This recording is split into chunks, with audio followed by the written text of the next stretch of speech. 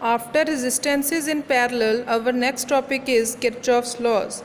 So, Kirchhoff's laws are useful for solving circuits which cannot be solved by using Ohm's law. Kirchhoff's first law is Kirchhoff's current law or KCL.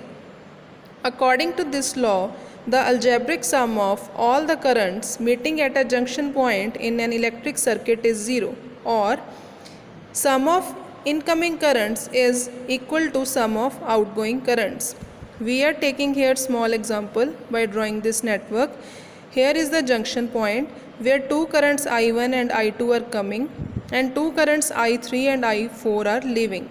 So the currents which are coming towards this point are positive. The currents which are leaving this point are negative.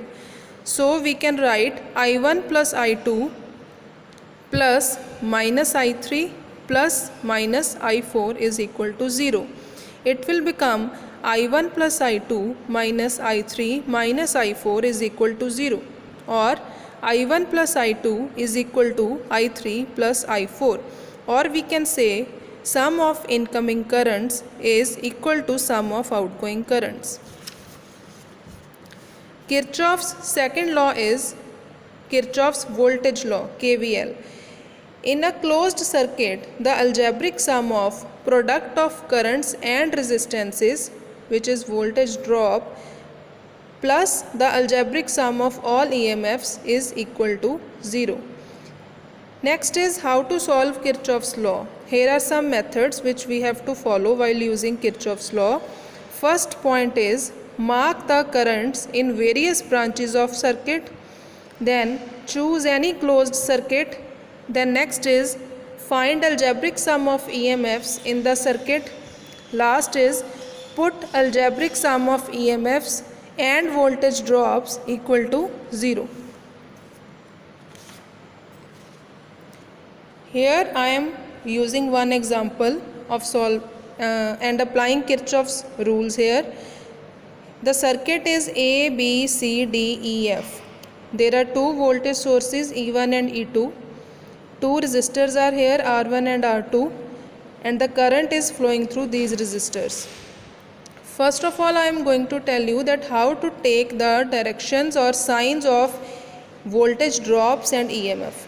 If there is rise in potential, then EMF is always taken as positive, and if there is fall in potential, then EMF is taken as negative. This is the sign of EMF. And then how to take the sign of voltage drop? Sign of voltage drop is same as the sign of current. The current, we know that current always flows from higher potential to lower potential. If the current flows from higher to lower potential, it will be negative, and if the current flows from lower to higher potential, then it will be positive, and same will be the sign of voltage drop.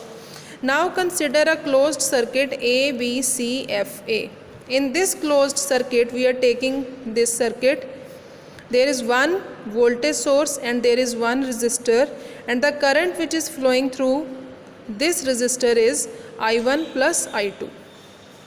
So the voltage drop is equal to I into R. So I here is I1 plus I2 and R here is R1. So voltage drop here is negative because the current is flowing from higher to lower potential. That's why we have taken negative sign here. So next is the sign of EMF. EMF here is positive because here is rise in, see the direction of current is this. Here is rise of potential, so EMF is taken as positive. So the sum of voltage drop and EMF is equal to 0. We here can find E1 from this equation. Now we can consider the closed circuit C, D, E, F, C. Here are two resistors R1 and R2 and one voltage source which is E2. So EMF here is negative because here is fall in potential.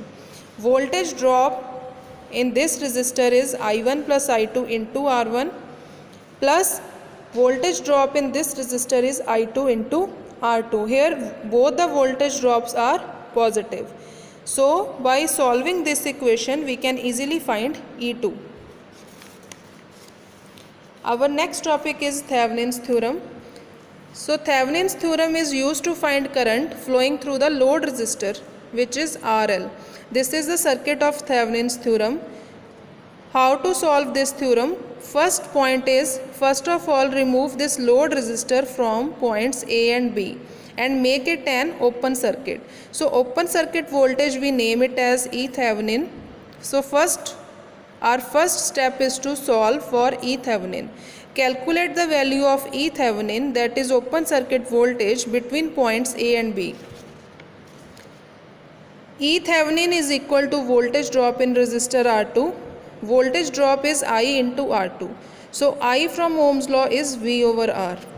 So V here is E and R is R1 plus R2 plus R from the circuit of Thevenin theorem. So E Thevenin will be E, because V is equal to IR, so E Thevenin is voltage. V is equal to what is I? I is this E upon R1 plus R2 plus R into R2. So this is the value of E Thevenin. Our next step is replace the battery source by its internal resistance small r to find R Thevenin. So R Thevenin is R1 plus R into R2 upon R1 plus R plus R2, because these resistances are in series and in parallel with R2.